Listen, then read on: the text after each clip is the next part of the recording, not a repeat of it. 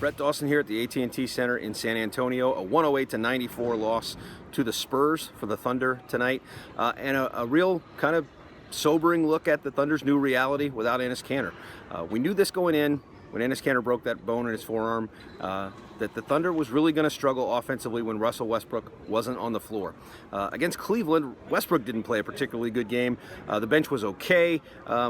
Just couldn't get anything going offensively among the starters. Tonight we saw what is going to be kind of the reality without Kanter, which is that Westbrook's going to have to be great to keep you in games, and when he's off the floor, things can go badly quickly against very good competition in particular. So tonight Westbrook gets 27 points, he gets 14 assists, but in the 15 minutes that he sits, the Spurs outscore the Thunder by 22, and that really was the game. They had control of the game in a game that really the Thunder played pretty well defensively. Held the Spurs, who are one of the best offensive teams in the league, the second best offensive rating, the second best shooting team, the best three-point shooting team by percentage. The Thunder were pretty good in all those defensive areas. They limited San Antonio reasonably well, despite the fact that kind of went offensive-minded by subbing out Andre Robertson, putting in Anthony Morrow for him, playing him a lot more minutes. Alex Abrinas was out with back spasms.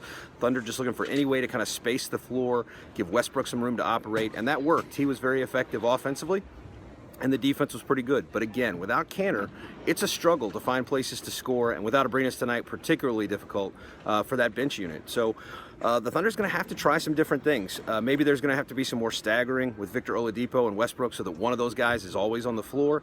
Maybe there's going to have to be some more initiating of offense through Domantas Sabonis. These are things that Oklahoma City's going to have to figure out. Westbrook said he'll do whatever he can do to kind of help that second unit, but he's not going to play a lot more minutes. It's Billy Donovan's philosophy. He's not going to play him 38, 40 minutes. He's going to continue to play his normal, 35 or so minutes per game.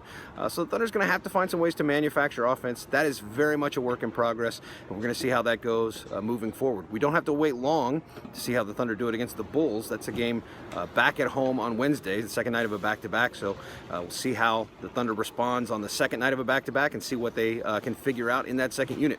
Here's some post-game video from Billy Donovan and Russell Westbrook. What was key there in making that push? Defended. We just played, man. It was physical. Made it tough for got ourselves an opportunity to come back. Billy talked a little bit about, resisting the temptation, I think, sometimes maybe to play you more. You're kind of stuck back there around 34, 35 minutes a game. Is there ever a night where you're like, man, I'd really like to push it a little more? I mean, I would play all night if I would, but, obviously that's not good for me for the long run. And you just got to be able to, trust other guys. And, we have enough in this room to be able to come out and compete. And while I'm on the floor, I got to make the best of it and make sure that, my guys are ready to play and, can be able to close games out. So obviously without Enes, that margin for error is even smaller on the second unit when you're not out there just to find scoring. What do you guys have to do to kind of offset some of that? I'm not sure. We had to figure it out. That's what you got to do. Sometimes you got to figure it out. I'll do a better job of trying to figure out some things myself to be able to at least help that second unit out, whatever it is I can do. And I definitely will get back to the drawing board and figure out the best way that we can play. You and Victor combined for 25 points there in the third quarter. What was going right for you guys? Just attacking, get to the basket, getting fouled, just in attack mode. Your guys seem to come back time and time again. Were you proud of the resiliency tonight? I thought coming in, and we had talked about this for the last couple of games, we had 13 turnovers in the first half. I think we had 10 maybe at the end of the first quarter. Against a team like this, or any team on the road, it's very, very difficult to overcome and to dig yourselves a hole. I thought the third quarter, our guys gave great effort, on both ends of the floor. I thought for the most part, our defensive effort was pretty good for most of the night. But it was good to see us, we took the lead and obviously working to get back like we did.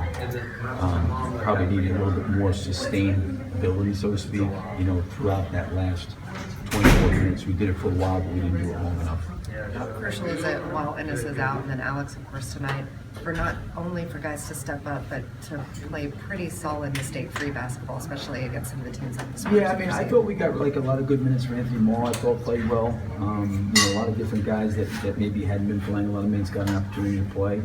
I thought Domas really struggled in the first quarter, in particular in the first half. He closed the second quarter okay.